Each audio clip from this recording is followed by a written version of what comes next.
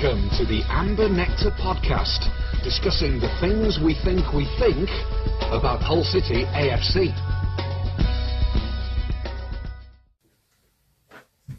Welcome to a brand new season of the Amber Nectar podcast, the 2017-2018 season, making us all feel impossibly old, especially that 10 seasons ago it was that we first got promotion to the Premier League, and that's something we'll be referring to quite a lot, in fact every single week that we do the podcast this season, because it's a very good thing to get nostalgic about.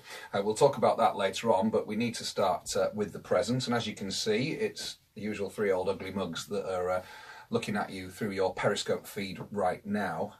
And Les, we went to Aston Villa, not exactly brimming with high hopes, but in the end, that was a great point. Yeah, certainly wasn't confident going into that game. It did feel like one of the tougher opening games we could have had, and certainly a game that was going to test our preparedness, or more patently the lack of it. And quite frankly, the first half went exactly as advertised, I thought. City just looked all at sea in the first half. Slutsky on the touchline, you know, he looked like a getaway driver who needed a shit. He just... Welcome to the new season, everybody. He didn't look a happy man, that's for sure, and he really didn't have reason to be happy in the first half. But you know, we weathered the storm and wrestled it round in the second half. It was weirdly contrasting performance as well. There was no point where City were just okay. They were crap, then they were very good, and so as a consequence, I'm not really sure what we can read into it, because I don't think we're going to hit the heights that we did from around about, say, 50 minutes through to about 65, 70. But equally, I can't imagine we're going to be as dog-tired as we were at the start of the match. So I'm not sure that we can read a lot into it, but I'm pleased we've got a point. That on paper is our hardest game of the season out the way already, and we didn't get the absolute panning that I thought was possible before the game, and virtually certain after about 10 minutes. There is an assumption, isn't there, that Slutsky gave the players a bit of a rocket at half-time, but he doesn't look like a man capable of doing so, just because he seems to come across as such an affable and convivial figure. But clearly something happened in that dressing room at half-time, not least the decision to switch Grzyski's wing, which made a massive difference in the second half. The players probably thought, look at the state of him, he's going to have a stroke if we don't improve our performance, because he genuinely looked unwell, as if, you know, he was on the verge of cardiac arrest with stress. It made for painful viewing, quite frankly. But yeah, I mean, it's an obvious change, but moving Grzyski really worked, and I thought it worked for two reasons, because Grzyski wasn't interested in helping Max Clark, who was, you know, chucks in at the deep end at left back. I know it's a position he played when he was a very young player, but all his recent football has sort of been as a defensive midfielder. So, you know, it's difficult to hammer the lad, certainly for, you know, his part in Aston Villa's goal early on. But he certainly wasn't getting any help from Grzyski. But the other thing about moving him away on the other side, where, you know, Ola Reina was a bit excitable, made a couple of mistakes, but overall was quite an exciting player and had a really good game. You didn't quite have the same palpitations if somebody was running at Aina, and Grzyski was nowhere to be seen. And the other thing as well is, it's funny, there's a YouTube video of Grzyski, and when you watch it, it's full of him like scoring 40-yard screamers with his left foot and putting pinpoint crosses in with his left foot. He's done knack all with his left foot for Hull City, and so I was quite delighted to see him on the right foot, because although he is ambipedal, I do think if his final touch of the ball is with his right foot, he's going to be a bit better. And we've certainly seen a little bit of that, because that cross, presuming he was trying to pick out Bowen, was pretty damn good, and it led to a goal. So, although it's an obvious choice, it's one that Silva didn't make often. I think he tried it once and then went back to putting him on the left. And also, with Villa's manager being Steve Bruce, it made you think that, as likeable as Steve Bruce was, he was pretty much incapable of changing the game with a tactical switch or a substitution. And I love the fact that it's whatever Slutsky did, it worked. Whether he, I don't know, needed defibrillating at half time and that got its point across, whatever he said worked. Yes, Steve Bruce's tactics, this is not to denigrate him, I actually think it worked on quite a lot of occasions, admittedly in quite a brutal fashion, but sometimes the way he'd change a game, especially in the Championship, was just to put 8 centre-forwards on at once and see just exactly how that would fare. And I don't think... And quite often it worked. Well, it worked because it's the Championship, I guess, and we forget that we are going to get away with things at this level, even against Villa, who are the pre-season favourites, that we wouldn't have done. For example, how often would Grzycki have got that little pocket of space to cross? How often would you have the opportunity to arrive at the far post unmarked to volley? It wouldn't happen often. And you wouldn't expect it of a central defence, including James Chester and John Terry, really, would you? No, although I do think Terry, just to briefly go on to Villa, he's not going to have the season anyone expects him to, just because he's so bloody slow. And he's never ever been blessed with pace, even at his peak and his best years age-wise. No, he's never had pace. No, true, but he's never had this slowness, this sluggishness about him, and all you're going to have to do is put someone fast against him, and I'm sure he'll read the game well and cut a lot of things off before anyone else has really seen that it's going to happen, but a lot of the time it's not, and I think it's a poor move. I think Bruce has got suckered in by a name, and I suppose that's not our problem really, is it? He's part of a defence that did let someone just amble in at the far post and hit a volley. You shouldn't be doing that in the 6-yard box. I think the big selection issue that needs to be addressed more than any, and the evidence was clear before the Villa game when we saw the team sheet, during it when we saw the effects of it, and indeed afterwards, because it's what a lot of people have been talking about, is the absence of a specialist left back.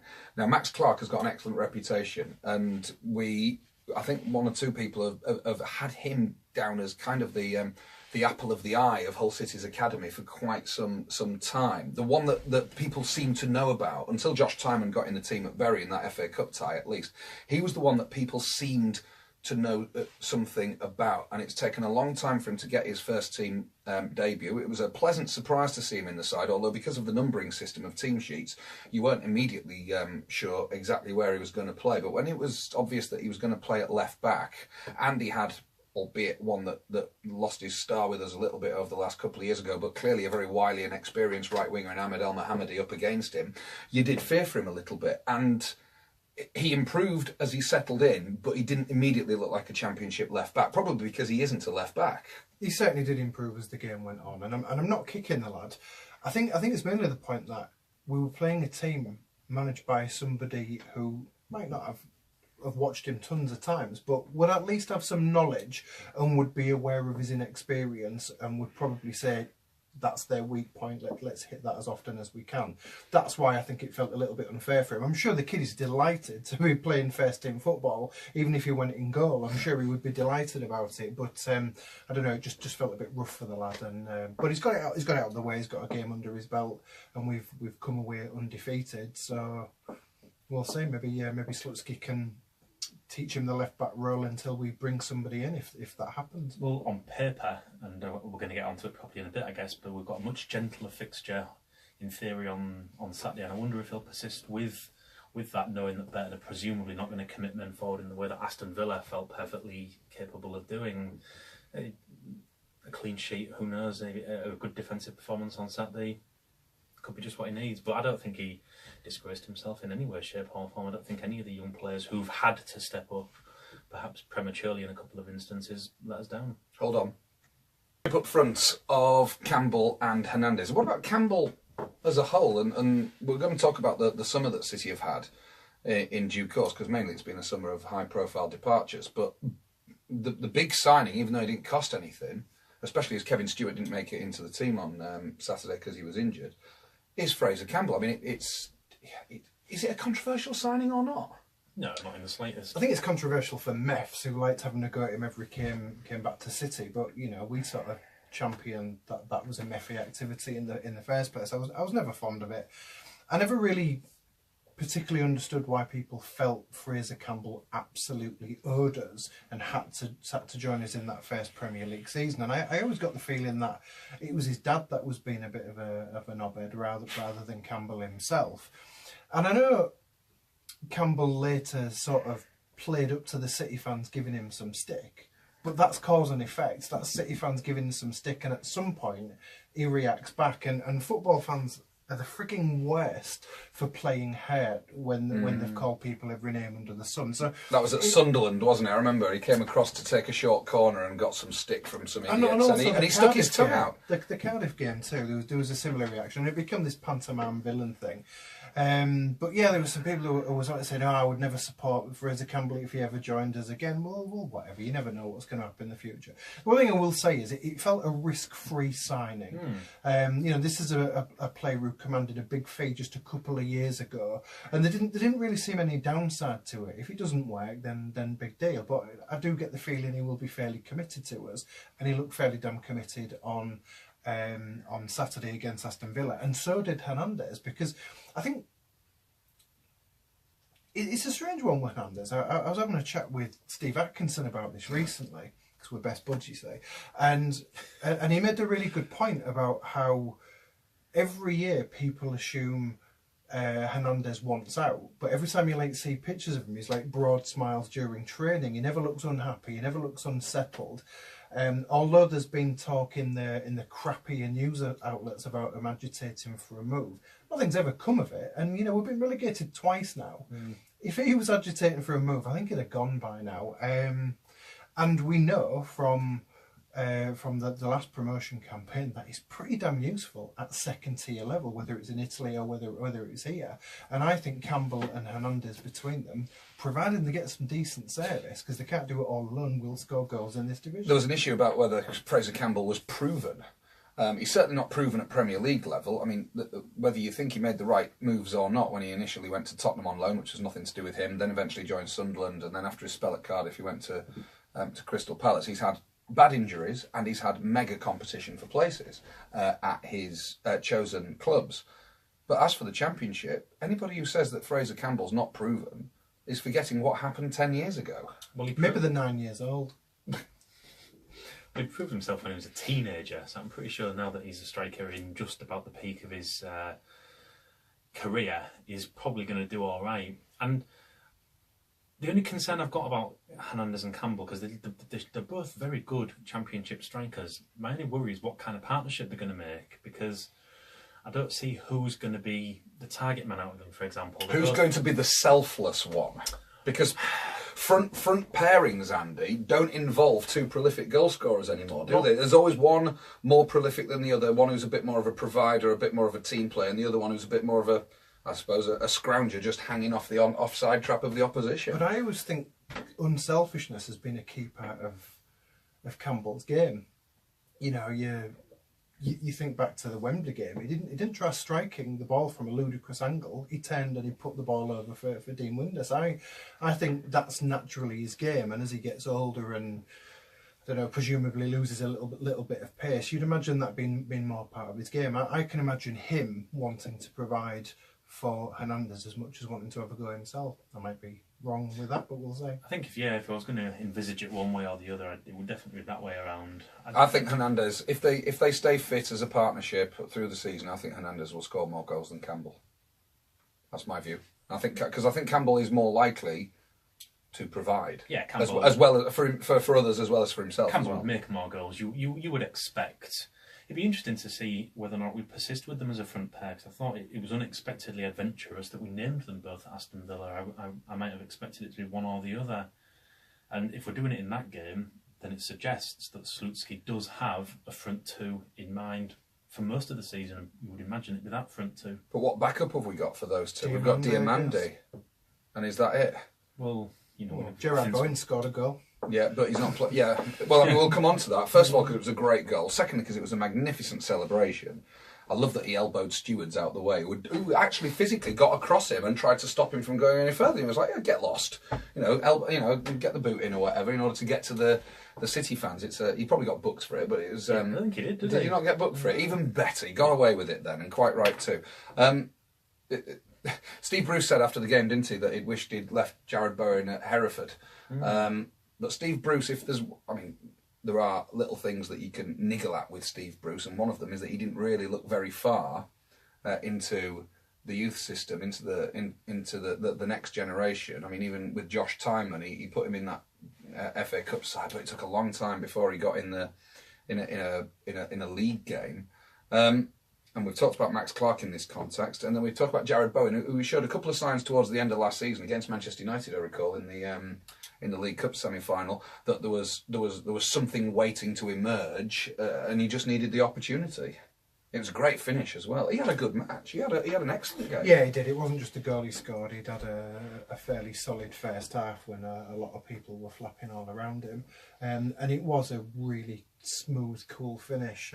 So well done, the lad. It's a sort of opportunity whereby a young player could get overexcited, his eyes light up at a volley close to goal, and it just goes wide. At Villa Park as well. I mean, it's one of the great club grounds. It's a big occasion. It's live on telly, and he none of it fazed him at all. No, and I like the look of his attitude. He seems like quite a combative player as well. The sort of player who's not really going to run away and hide when things get tough, as I'm sure they're going to do in what is such a fledgling career. But I like the look of him, having not really given him too much consideration in the past. He'd always been looked like a player who was making up the numbers to a certain extent, but absolutely none of that now. He seems to have propelled himself forward in one really, really impressive pre-season, and he doesn't look weak, does he? He doesn't look weak in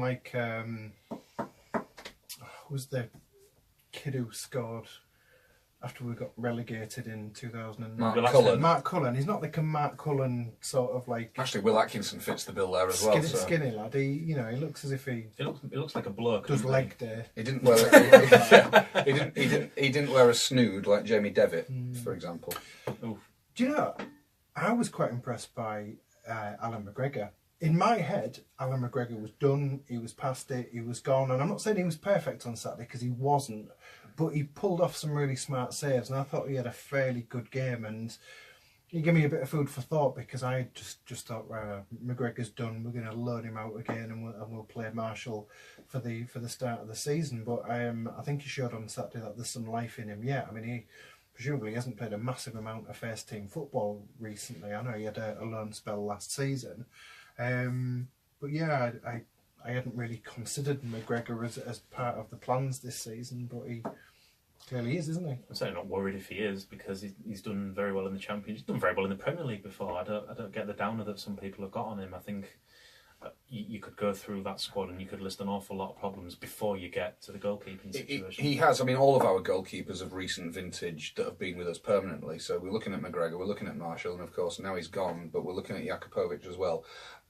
I mean, goalkeepers do this anyway. It's a part of the job, unfortunately. But they've all dropped a lot of clangers, or not a lot of clangers, collectively they have, but they've all dropped enough clangers that are either have been really important in the context of whatever game they were played in, or have just been so outlandishly ridiculous. I mean, you remember McGregor's error at Wolves, for example, and the one at Loughran, exactly. Les will remember that well. But and Jakupovic on his debut against Sheffield Wednesday. I mean, all right, he's gone now, and we're going to miss him greatly. But it took a long time for us to get over that. Whether it took a long time for him to get over that is a different matter entirely. But and McGregor's had a year away from Hull City. And there will still be people who've got fresh in the memory what happened at Wolves, what happened in Europe, the fact that he should have saved Santi Cazorla's free kick in the FA Cup final, and maybe one or two other things as well. But with Jakupovic gone, I still think McGregor is a better goalkeeper than Marshall. I don't think it's necessarily the mistakes, because all goalkeepers are going to make mistakes. I think it was just the length of time he was out of contention. I just think, for a goalkeeper, when you're out that long, you just think, are you knacked? And I think in my head, I just thought, he's past his physical best. He's not going to play much anymore. But still, what did you make of it? I thought it was all right. Damned exciting. Yeah. It was all right. I in general, the whole side, I think in that second half, they look fluid. They look like they knew each other a bit better. They look composed. And Phil Brown always used to go on about a game plan. We didn't look like we had one in the first half. We looked like we had the best one ever in the second half. Maybe it's just because the comparison is so vast between how City played in the first half and the second half that we look suddenly like world beaters, because we only had the first half to compare it with. But every man jack of them played a major part in that second half. The only thing I did wonder towards the end was when, and it didn't look like Campbell was ever going to manage 90 minutes, and the attacking options on the bench might have been limited, but I think the game was there to be won. And Slutsky took off Campbell and he brought on David Myler with a silly hairdo. Now, I've got absolutely no issue with bringing on David Myler, and he's now, I believe, although him and McGregor are now our only surviving, that's a bit extreme, but our only FA Cup finalists still at the club. And somebody on Periscope will correct me in a moment probably, but bringing Myler on as a sub late in the game is always a sign that you're content with what you've got. Now, if what you've got is a 3-0 margin or even a 1-0 margin, fine. But at 1-1, when you're playing better in the second half than you were in the first, you just wonder whether something slightly more optimistic could have been done in the context of having to take Fraser Campbell off the pitch. Maybe. I'm not convinced Campbell is fully fit at this point. I think he needs more games to, he's fit, but he's not match fit, I would say, and I think he takes a few games, and maybe it was just keeping in mind that the Championship is a long slog compared to being in the Premier League, isn't it? Am I being greedy by asking for 3 points at Aston Villa when A, a point is a good result, particularly as we played poorly, and B, we haven't actually won there since 1967. Oh, of course, we'd love to beat Aston Villa, but I mean, what was fresh in my mind was that horror show of a first half performance. So I think I was fairly content at that point. Because the thing is, as well, when you start going for it, you inevitably leave gaps at the, you open yourself to sort of a counter attack. And although they didn't have the same dynamism in the second half, I thought Aston Villa were pretty damned dangerous in the first half. They were just profligate with the shots. I just said, I don't like saying this, but Michael Dawson concerns me. You accept players losing a bit of pace as they get older, but you usually presume their football nous is going to get them through it. But what concerns me with Michael Dawson is he seems to be making lapse of concentration errors, decision-making errors, and that disappoints me because I love Michael Dawson. Hopefully he'll come out of it, but I think there were signs of it last season, and I thought there were signs of it in the first half on Saturday as well. It feels like he's rotting rather than ripening, and it just worries me, because you normally think, you're going to lose that bit of pace, you might lose a bit of physicality, but you can use your brain. I mean, that's clearly what John Terry's thinking this year, isn't it? I might not be mobile anymore, but I can use my brain to get me where I need to be. But if it's the brain that's sort of not what it was, that's worrying. It's hard to argue, actually. Yeah, he's never convinced me. Last 6 months of last season, it just always looked as though he was the weak link. I thought that I would have always had Davis ahead of him quite a lot of the time. And do you think it's indicative of Michael Dawson's standing that nobody's come in for him? It's probably his age more than anything, really. Was he that much older than Curtis Davis? Maybe not. But he looks and plays older. I don't want to write him off, because I think he's a fine player, but it worries me a little bit. And I think of the defenders we've let go and think, look what we've still got Michael Dawson, who we lost, who we've lost in the last few years, going back to losing James Chester a couple of years ago, and just losing Davis and Alex Bruce. I mean, from this summer. What about Dawson's partner? Won't mess with him. I don't think I'd mess with him either. The Fresh Prince of East Ham. That better not be a thing. No, that's his Twitter. This is Michael Hector we're talking about, isn't it? And that's his Twitter bio. The Fresh Prince of East Ham. Nice. I know, but he's clearly got a sense of humour. He's gonna fucking need it this season. All right, let's talk about the new gaffer then. Up until he did his press conference on Friday, I don't think and heard some snippets as well from the open day last week at the stadium. I don't think I'd heard him speak, although we all knew that he'd had intensive English lessons. I am very happy. He's impressive, isn't he?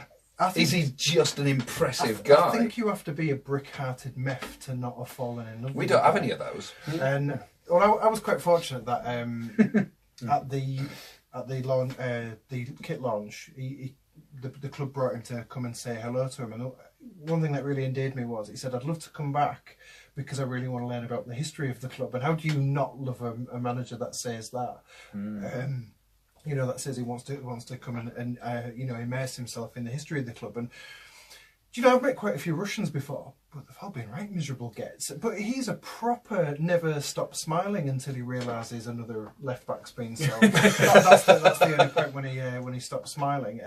He needs to get Vasily Rats in, doesn't he? But he's ridiculously affable and self-deprecatory in a way that with Steve Bruce that got very old. And okay, granted, there is the possibility it might get old with. But I loved even what he said after the game, where he said, you know, I'm not in shape anymore. I'm going to have to start eating better. You know, he said I felt a bit fat in the second half. Just little bits like that. I just don't know how you can love him. What concerns me is this thing about head coach rather than manager, and Silva was the first one. Do you know what it seems to me like? It seems to me that Ehab didn't like the fact that when he was trying to be all, this is my train set, when he was, you know, in the vice chairman role, I don't think he liked the fact that if he said no to Steve Bruce just did an end run around him, went and had a chat with Asim and got what he wanted. And I think Ehab thought, I'm not having that anymore. We're having a head coach rather than a manager. We'll do the recruiting and we'll say, right, these are the players that you're going to coach, rather than he's got a massive part in recruitment. There's a couple of players that you can think, yeah, okay, maybe he's clearly had a hand in that, like the Matouche signing. I'm presuming that is all Slutsky, but even the signing of like Fraser Campbell, as good as it is, does that strike you as a Leonid Slutsky signing? I did wonder where that had come from, because you know, as much as Slutsky, we're not going to sort of denigrate his obvious great knowledge of the world game, and presumably he's swatted up an awful lot on the English game ever since he first declared his ambitions to manage in English football. But the signing of Fraser Campbell felt very, very convenient in that particular respect. No, it doesn't feel like it felt a director of football signing. Yes, it did. Somebody who knew about Fraser Campbell, whether they knew about his previous history with the club is another issue entirely. It's, in a way, it's incidental, I suppose. But just somebody who knew a bit of an intricate bit of English football that you can't imagine Slutsky yet knew about. That's my view. Even though, I mean, we're talking about albeit only once, an England international who was a Premier League striker for Crystal Palace and actually scored against City last season. But you just can't imagine, especially when he was released on a free transfer, that Slutsky immediately noticed this and said, I want Fraser Campbell because I know him really well. I don't know. What else would he sit around all day doing? I mean, he'll have access to soccer base in the same way that we do. Yeah, we do. And he would have the opportunity to look at decent English players who have just been released by a Premier League club who might do the job. And I can't imagine that takes more than an hour's research, really. I'm not saying it's easy and that any of us could do it, because the trick is presumably getting the player to join you and buy into what you want to do. But I've never understood why you separate recruitment from the manager. He should be the one in charge of recruitment. He should decide what he wants his squad to look like and what sort of players he wants. He shouldn't simply be coaching what he's given. Otherwise, how do you judge a manager based solely on what he's done with the players he hasn't picked? It's a ridiculous proviso. But you're using the phrase manager. That's the point. You've talked about the difference between a manager and a head coach, and I see, maybe depending on the job description applied to those two roles by each individual football club and each individual football club owner, as far as I'm concerned, a head coach takes a team that he's been, or a squad that he's been given, and picks a team and decides on tactics. A manager is also responsible for recruitment, contract negotiation, and overall sort of policy when it comes to things like academies and things like that. I don't think a head coach is involved in any of that. I really don't. It should be. The direction of the playing part of the football club should all come from the manager. But we haven't got a manager. No, we haven't. I don't necessarily think they need to be the people who are sat in the room when the contracts, the fine print of the contract's being done. But they should be the people that are identifying the players, surely. I just think that's the big thing that a manager or a head coach lives and dies on. It's the players he brings in and what they bring to it. How they change the dynamic. If a head coach is simply picking and choosing and training players that he's been given, I don't know. It doesn't to me seem like a fair way to truly judge people. Plus, what would happen if you're head of recruitment and he had wanted to sign a player and Slutsky said, "I'm not having him in my squad"? Who would win that argument? It's all about the egos, isn't it? And we've seen evidence of it before, where there's been get her on the phone. There's been there's been a clash of personalities between the boardroom and the boot room, if you like, over particular players. I mean, there's plenty of instances in the past of chairmen or owners trying to interfere in club policy and or team policy and tactics and so on, and that extends to recruitment on occasion as well. I mean, if you're looking at that, I mean, you could say that Adam Pearson was an interferer, but I think the way he saw it, he was always trying to give his manager options. Like Adam Pearson had done a deal to bring in Bobby Zamora. And ultimately, for whatever reason, Peter Taylor said he didn't want him. Peter Taylor said the deal had already essentially been done by Adam Pearson because he wanted to give the manager the option to get a player in. Instantly. Peter Taylor said himself that he had the opportunity through Adam Pearson to sign Dean Windus earlier than Windus eventually did come back, but he decided he didn't want him. Because he felt that he wouldn't be able to play with or wouldn't be able to partner Nick Barmby. I mean, of course, they both ended up in our first promotion season playing together at Wembley as part of a 4-3-3. So that backfired a bit on Peter Taylor, even though it still worked out well for him long term at City. But that's another example of Adam Pearson, as far as I can tell, at least coming up with an idea for a deal and then going to his manager and his manager knocking it to one side. And that's how it should be. The manager should, I still think, have the final say on recruitment. And I just wonder if Slutsky does or not. It's an interesting one. I don't think we really know enough about it to say definitively one way or the other. I think we're only really having an idle speculate, which Maybe is so. interesting in itself. Having said that, if you look at the very top of the English game, there's talk at the moment that Antonio Conte did not want Chelsea to sell Matic, but Abramovich has done it anyway, or Bruce Buck's done it anyway, in the similar way that Mourinho, when he was at Chelsea, didn't want, what's the Ukrainian striker called? Shevchenko. He didn't want Shevchenko, but Abramovich just saw the name and just bought him anyway. And, it's clearly happening at the very top of the game. There's no reason why it can't happen lower down in the game, especially if you've got a hugely egotistical club owner. I mean, mercifully, we don't have one of those.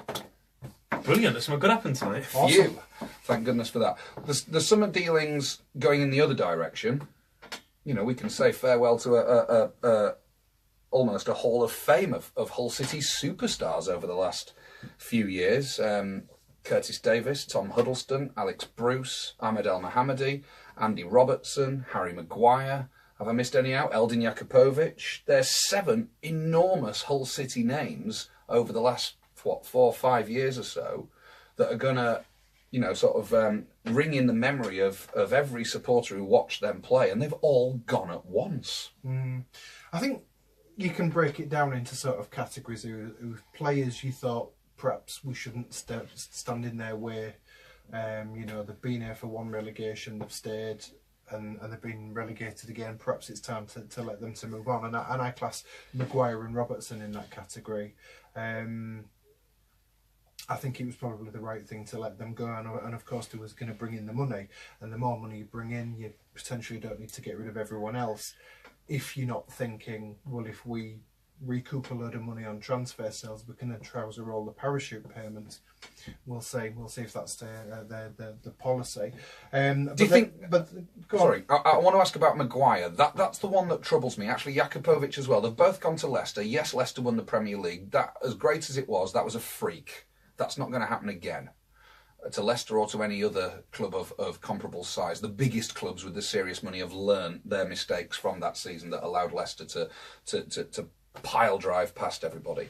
Jakupovic is a slightly different thing because he's a goalkeeper, and maybe he heard a whisper on the grapevine that Schmeichel will be sold to somebody much bigger by the end of August and he'll be in the team by then. But could Maguire have set his sights higher than Leicester City? And as a consequence, do you think that we could have held on to him for a bit longer and see if anybody came in with a bit more money? He could have set his sights higher, but I think from his point of view, I think he's probably picked the right size to club. There's the anomalous win in the Premier League. They're not going to do that again anytime soon, I don't think. But they are likely to remain an established Premier League club now, and I think that's the type of club Maguire should have been going to. I think you can almost forget the Premier League a couple of years ago, because I think now that they've had that and their Champions League season, I think that's sort of it. I suppose you need to ask yourself, somebody like Michael Keane, who's gone for 25 million from Burnley, albeit they were better than us, stayed up, we didn't, but he's gone to Everton. And Everton are in Europe, and they, judging by what looks like, at least on paper, an extremely impressive bit of recruitment from them over the summer, they are clearly fancying the top 4, and they have taken an outstanding young defender from a deeply unfashionable Premier League side, and they're going to make him the cornerstone of their next push. But you've also got to think of whether a club's upwardly mobile or not, and clearly Leicester think, having won the Premier League, they can at least match what Everton are doing. So maybe they see themselves as that echelon now. Maybe Harry Maguire sees that, and he sees them sort of, he can get in the squad get in the team at Leicester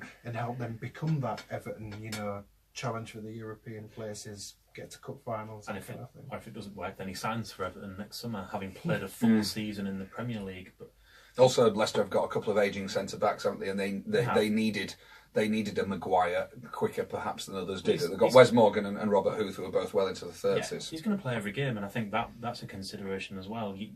Who knows who came in for him, and maybe Everton did have a look, and a club of that kind of level, maybe an Everton, a Southampton, somebody like that, and it might just not be the right deal for him, because I think Michael Keane's a year ahead in his development, because he's been playing regularly in the Premier League he played all of last season, and Maguire didn't. Maguire didn't start the season. No, he didn't. As a regular, so his reputation very quickly grew once he got in the team, though. True, but there's just not, as he did with Ben Gibson at Middlesbrough, who I think is still there, isn't he? But there's not the body of work that Maguire's got, that other arguably comparable players have got, and the fee seemed all right. The club he's gone to seemed all right.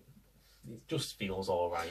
As for Robertson, I mean, we got decent money for Robertson, and we wish him well. He's the one, along with Maguire, but because he's gone to Liverpool, who have Champions League football. I mean, Robertson I hope he's good enough for Liverpool. There are doubts about his defending. I think he will be good enough for Liverpool. I don't think Steve Bruce wasn't a manager that was going to develop him, and I don't think Hull City are a team that develops players, which is sad. I think if Silva had remained manager, we could have become that club. I think Klopp will work on Robertson. I think he will add the defensive side to his game, and I think he will be better. I got asked to go on a Liverpool podcast recently, and I said, don't think you're getting the finished, polished article. Perhaps he should be, given the time he's spent at the club and the Premier League appearances he's made, but I still think there's development in Robertson, and I think already Klopp said, hasn't he, he's come and he's eager to learn and he's keen to add to his game. He's got that mentality, that's correct. So I think eventually Robertson will do it. I think he'll get a lot of games as well. Let's see. Well, he's going in as first choice left back, isn't he? They don't have one. True. There's always the possibility that they'll sign somebody else. I mean, a club that thinks it's got a chance of winning the league will presumably want two very good players in each position, but they're going to go deep into a lot of cups, aren't they? You'd think so he's going to get a lot of games, and I'm sad to see him go. And I think £8 million was a bit on the cheap side, really, considering the player he could become. You never know what we've got in additional clauses if Liverpool win the Premier League. I'm sure he drove a really good bargain. Yeah, perhaps. Jakupovic, all I can think of with Jakupovic is that, first of all, he wants Premier League football, and you can't blame anybody who had the season that he had and developed his reputation the way that he did to want that. But Kasper Schmeichel is in his way, and all I can think of is that he's heard a whisper either from Leicester City or from his agent or from contacts within the game generally that Schmeichel's angling for a move, or Leicester are prepared to sell him in order to recoup, because they've spent a lot of money, and I'm not sure they've sold a lot. I mean, there's speculation that they're going to get a bit of money for Danny Drinkwater to go to Chelsea, but even so, they're going to have to raise some money, Leicester, I would assume, having spent quite a lot in the transfer window thus far, with maybe more to come. And maybe Jakupovic is holding on until the end of August to see whether there's a first-choice goalkeeping slot suddenly becoming available. Jakupovic was the head scratcher, wasn't it? Simply because it took him so long to establish himself as a number one. Why go to another club and start that whole process again? And I know you can make the point, well, City have had a couple of different managers. We've got a new one now. He might still have that battle here, but you would sort of fancy that compared to Marshall and McGregor, he's probably in pole position, even with Slutsky had he stayed. A lot of people are making the point on Periscope, though, that Jakupovic was, and I quote one of these Periscope comments, a first-choice keeper on third-choice keeper wages. Well, that doesn't surprise me. It was the lowest paid of the three keepers, so it could very well be that Leicester have trebled his money. Mm. And, he's at an age where he probably needs the payday. Compared to what most footballers at his level are earning, he was clearly being staggeringly underpaid. Which brings us to Josh Timon, who I didn't even mention in my little list earlier because he wasn't exactly an established footballer with City, but that's one that you can see in some of these deals of the players that have gone, even though we would have loved them all to have stayed, of course. You can see elements of business sense or sensibility in general, or doing a good service to decent players who've given us a few good years and want a signing on fee, or have, other reasons to want to sort of freshen up their careers. But Timon, that one just stinks of malpractice. It's infuriating, this one, especially when the one thing the Allams do get praise for, that they probably deserve, is the academy setup has been invested in. Whatever you decide the motives of that are, the academy setup has been invested in when historically Hull City have done nothing of the kind before. Timon is sort of the first player to graduate from that setup, and if you're still going to have him on a scholarship contract a year after he's made his first Premier League start, and you're not going to offer him a professional contract until a Premier League club's in and makes him an offer, what's the point in investing in the academy? What's the point of all of that? I don't understand why bother. The whole thing just stinks. I've heard stories about how he was offered a certain amount of money. His agent says, I think he's worth a little bit more, and then the club offered him less money with the next one, as if to say, you'll know your place, you'll take what we've given. Because the one story that crops up again and again and again with the Allams is this Victorian mill owners approach, where they're in control and they decide what everybody's worth, and you try and, because even with the like Huddleston and Davis deals, where we didn't offer them any kind of new deal until another club had made a move in for him, I think Ehab thinks, well, I'm saving money doing that, I'm really smart, and it just comes across as penny wise, pound foolish, because ultimately you lose out. He seems to not understand at times, does he, that in order to run a successful football club, you need footballers. Well, he's a fuckwit, so no, he doesn't understand. But he thinks he's being clever doing this kind of thing. Maybe he thinks it's a low situation because we get a big earner off the wage bill if they leave. If they do accept a new deal, that I can pay them on a smaller wage until the very last minute. Maybe that's the way of thinking. But if you take the attitude with a footballer, they're not going to feel loved, they're not going to feel wanted. And if you're already accepting bids from other clubs, that's the point when you think, well, what is there to keep me here? I think Timon would have been motivated to stay at this club. He's a local lad. He's made his debut here. I think he would have accepted less money than Stoke were prepared to offer him if we'd have just says, we like you, we imagine you being part of our plans, we imagine you being like the left back fundament for the next couple of years. I don't think it occurs to these owners to make statements like that because they just don't know the game. They're not qualified to make those kind of assessments. And so the brightest young talent we've had in many a year has just walked away, and that feels the real kicker, and that's the one that feels emblematic of people who think they know what they're doing but do not. Three guys who started the FA Cup final all left. Curtis Davis and Tom Huddleston, using their relegation release clauses, have both gone to Derby, and El Mohammadi's gone to Villa, of course, because he played against us at the weekend. There won't be that many mourning El Mohammadi, which in a way is a shame. El Mohammadi needed to go, didn't he? He did need to go. I mean, I know he had a bad couple of years, El Mohammadi. I still think of the vintage sort of imperial phase El Mohammadi, where he was, and probably still is, the best crosser of a ball in a Hull City shirt we have ever seen. But he was getting to the point where he was tarnishing that legacy, where you were no longer remembering the good seasons, you just was remembering the unmotivated looks as if he can't have been bothered. So I think that move suited everybody. I think he needed a fresh challenge. It gives us the opportunity to play Grzyski on the right if he chooses to stay. Mildly surprised that it was only for £1 million. I would have thought a player of his Premier League experience, perhaps we could have gotten a little bit more. With El Mohammadi, one last thing on this because we need to move on. But with El Mohammadi and Davis and Huddleston, okay, specifically those three, is it kind of a detriment to Hull City's attitude to these players that they are still in the Championship? They're still at the same level that City are at. Two have gone to Derby and one have gone to Villa. Now, you know, both those sides are in certainly in my lifetime, have won the league championship, and one has won the European Cup, another one got to a European Cup semi-final. There might be big clubs in name, but they're not big clubs in achievement. And now they're at the same level as City, and City have sold them to who presumably two sides that we're going to regard as very, very big divisional rivals. Well, the worst thing is not necessarily that we've sold them, but that the players have decided that better things lie at those clubs. And Huddleston himself said he would probably have stayed if we'd made him a contract offer. But the fact, as you said, Les, the players don't feel valued by the club, and it makes them think about what else there might be out there. And we can cope out. We were losing Robertson and Maguire to Premier League clubs. It's when we can cope players want to go to Championship clubs, you think, we must be not doing something right. When Davies said, I just didn't want to go through that mess again, didn't that just speak absolute volumes? Yeah, it did. It did. And if you look at the spine of the side we've got, of who's left over at least, we've got McGregor in goal. We've still got Dawson at the back, although there are reservations about him. There's still Klukas in midfield, although whether he's still going to be with us by the end of August is another matter. And we've got Hernandez up front. Could be a question mark there as well. I think it's interesting nobody seems to have come in for Hernandez at all. There is still a spine of familiarity in the City team, but there's an awful lot to be built around it. I think you've got to...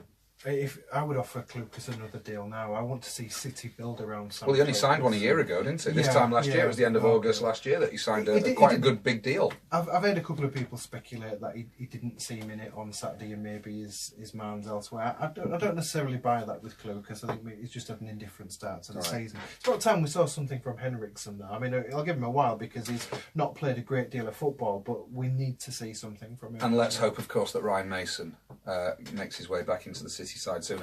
And if all is well with Mason, he'll be a very handy player at Championship level. Likewise, Adebayo. Yeah, indeed. We still need a left back, though. I'm sure Mr. Slutsky knows that. This weekend, our first ever league game against Burton Albion. Now, our esteemed colleague Jim McVie told me last night the last 5 teams that City played a first ever league game against were, and I think this is in reverse order, in terms of the most recent first. Well, Les knows the answers because we talked about this before we switched the tapes on, but you were late tonight, so you can tell me, who was the last club we played for the very first time in league football? I don't know, it will be Boston, will it? No, they're the second. The answer is Yeovil, of all teams, and it was a goalless draw the first time we played Yeovil. The second occasion at Yeovil was slightly more famous, obviously. Yeovil, Boston, Rushden and Diamonds, Kidderminster and Cheltenham. Les did wonder whether we'd ever played Arsenal in the league before we got promoted to the Premier League, but we did back in the 1920s, I think it was, and Everton in the 1950s, although those were the only occasions. Burton Albion at home then. A nice easy one to start the home campaign, surely, he said with his crossed fingers. And I don't know what to make of this game. Nobody has a clue. Mark Fryatt's at Burton, but I don't know whether he's fit. Is he really? Yeah, he's joined... Well, he hasn't played for Forest for 2 years because he's had a really bad injury, hasn't he? He's an Achilles injury, and he's gone to Burton Albion on a free transfer. It's around the corner, isn't it? It's his patch, is Burton-upon-Trent. Well, if we play like we did in the first half on Saturday, it's not going to be an easy game, is it? So I was being facetious. Indeed. I just... But you know, it is the type of game that if you were going to think this is going to be an easy game, you would probably think of this one. But I don't know. I just don't know what to expect from it. You can't imagine many changes to the team, can you? Probably not. But it is still early days. We've got players sort of bedding in positions that they're not particularly familiar with. Players bedding in at a new club. I suppose we could do a little bit of swapping. We could maybe give Stuart a first game. But I generally don't know what to expect. But it's going to be fun, isn't it? It'll be interesting because it'll be a while since anyone's come to our stadium and defended. As I assume they're going to do. Maybe they'll make a mockery of that and go for it. But it's been a while since we'll have started overwhelmingly favourites for a game, as we will be doing. And I don't know. I thought that in itself lends an interesting dynamic just because we've not seen it for a bit. Just 2 other things I want to say about this weekend, because we clearly haven't got very much to say about the first home game of the season. One, there was, as Les has pointed out, a Burton town back at the start of the 20th century who then were liquidated around the turn of the Second World War, but then Burton Albion grew out of their ashes, so they could technically be regarded as the same club in some ways at least, and City did play them in league football back in about 1906. But then again, you could apply the same notion therefore to Wimbledon and MK Dons, and we refuse to do so. Secondly, and back to this weekend's game, now that we've had that game against Villa and seen who was picked for that game, it's going to be a huge day if he plays again for Max Clark. A home debut. Finally, his hometown club where he's been associated for a long time. And as I said earlier, he is the academy product, apart from Josh Timon, who we've all heard of the most. He always seems to get his picture in the Hull Daily Mail whenever the academy sides had a big match. He's going to play. It looks like he's going to play, and it's a big occasion for him. And it's good because if all the academy lads still go to the home games, and maybe you have met some pay, I have no idea, but if they're all watching a graduate of the academy in the first team at home, it's got to be good. It's got to be one of these things that proper clubs do, where they have a successful production line of players from very young ages all the way through to the first team. And I think that's a useful little side effect of the fact that he's going to be in the side. All right. 10 seasons ago then, 2007, 2008. We're going to talk about that particular season at the end of every podcast during the course of this campaign, because it was obviously a momentous campaign. And we're going to try and do it on an anniversary basis. Now, the first game, infamous 3-2 defeat at home to Plymouth Argyle, wasn't until the 11th of August 2007. So we'll talk about that next week, because it's still only, the 7th today, isn't it? So let's talk about what we thought pre-season. We just avoided relegation, thanks to that goal by Dino at Cardiff. There was a lot of question marks, wasn't there, Andy, about whether, despite keeping us up, whether Phil Brown was actually long-term the man for the job. But I suppose with the new regime, with Paul Duffin coming in, and Rossett Bartlett coming in, and Adam Pearson selling up, that we didn't really know what the club's expectation was, what the club's plan was. I mean, it turned out afterwards we had a 3-year plan and achieved it in one. So what do you remember from that pre-season going into 2007, 2008 about the new regime, Phil Brown's permanent appointment, and what we could expect or hope for after having such a near miss the year before? Don't recall expecting a lot from the season. I think we were all still on a bit of a high just from the nature of our escape and the very pleasant side effect of us staying up. I think we all agreed that Phil Brown deserved an opportunity to stake a claim. He'd come in and turned us round quite very impressively, very successfully, and he did deserve a crack. Promotion wasn't discussed at all that summer. I don't think it's hindsight to say that. No, of course it wasn't. I think it was towards the end, because end of pre-season, you mean? Yeah, well, from what I remember going into that first day of the season, Duffin had sort of gotten into the swing of sort of media appearances, and he liked this stuff, and he started talking big at that point, and he made a promise that we were going to smash our transfer fee fairly soon, and he was talking in phrases like reaching for the stars, dreaming for the stars and stuff like that. He didn't quite match the reality of what was happening, because I think we just signed Garcia and Brown from Colchester. And we signed Brian Hughes as well that summer.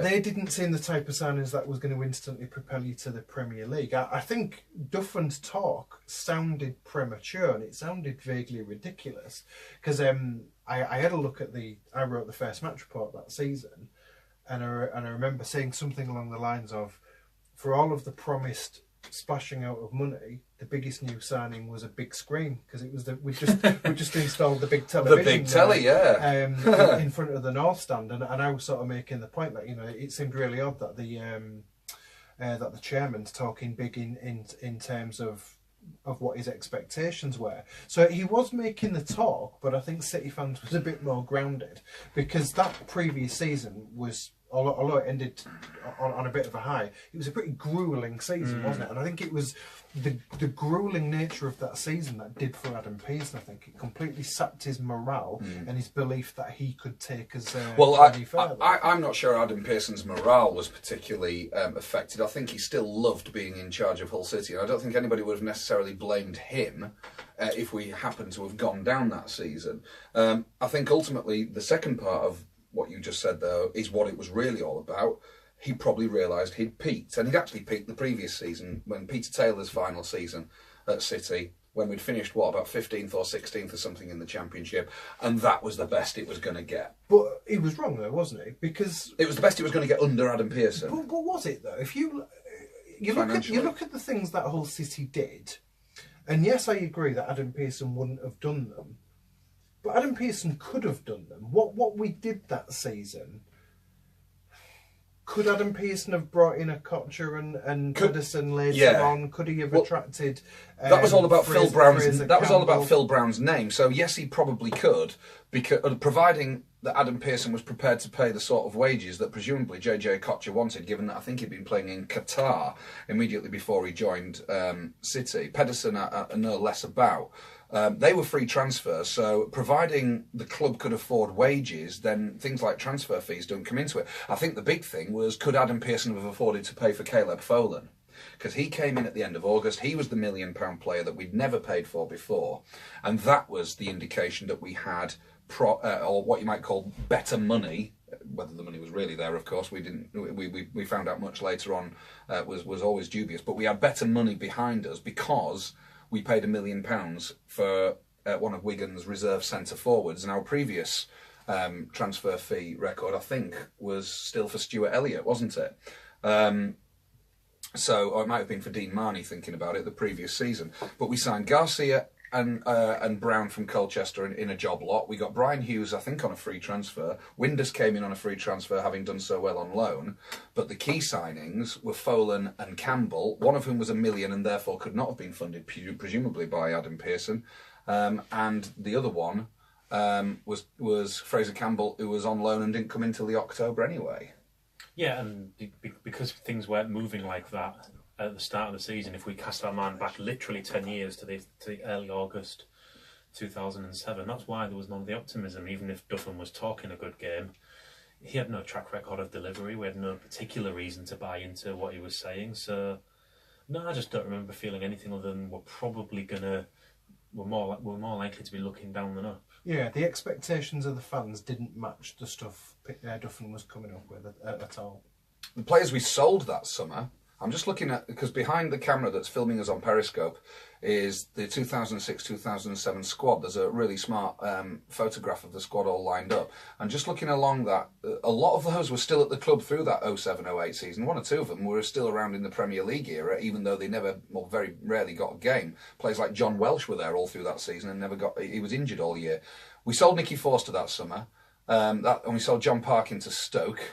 That worked well, Whitehurst. And looking through the rest, I'm not immediately drawn to any of the others who we might have sold that summer, even though some did go through the course of the season. Danny Coles must have gone that summer. Danny Coles played against Plymouth. Yes, he did, didn't he? Because I remember walking to the game and Danny Pratt sent me a text and said, Turner's out, Danny Coles is in. And I remember at that point thinking, we're doomed. We're going to lose this game. As far as I can tell, later, we did. I mean, even players like Sam Collins was still there. As I said, John Welsh was still there. We did sell, we sold Parkin. We also sold Darryl Duffy, and there aren't really many more. So Garcia came in, Hughes came in, Brown came in, Winders came in, and then later we brought in a Kocher, Pedersen, Folan, Campbell, and Campbell was obviously a loanee, and then there were more loanees like Neil Clement and that idiot from Leeds, Walton.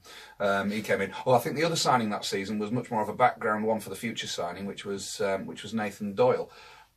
He's in that picture, so he can't. Oh right, okay. Far from the end, look. I'd forgotten he was there at that point. So we go into that. I mean, we'll talk about the Plymouth game next week, but as we go into that game, as Les says, none of us are thinking we're going to go up. I suppose we're all just hoping that it was better than the year before. Pretty much, yeah. Mid-table. Yeah. If we can claw our way to a decent, solid mid-table, then that would be all right. I think that the highest hope was we wouldn't be in a